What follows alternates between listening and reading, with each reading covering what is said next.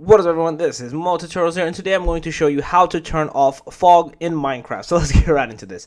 So to turn it off, we're going to install one of the Minecraft's optimization mod called Optifine that you see over here.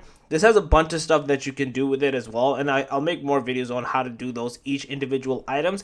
But once you have this downloaded, it's from optifine.net/home. You click into the downloads page to essentially download it and install this onto your computer. Then when you're in your Minecraft launcher, you can essentially start the Optifine Minecraft version from there. And in there, in the settings sections, there's literally something just called fog that you just turn off from there. So you can even see it over here. It's fairly straightforward, fairly easy to do. You just need to essentially have this specific mod installed, and then you should be good to go to be able to essentially launch that and then go from there. I'll leave a link in the description below on how to install the mods itself, because there's like different ways to do the different ones. So basically, or you may already know in general how to install mods if you're already familiar with it. So yeah, that's basically it.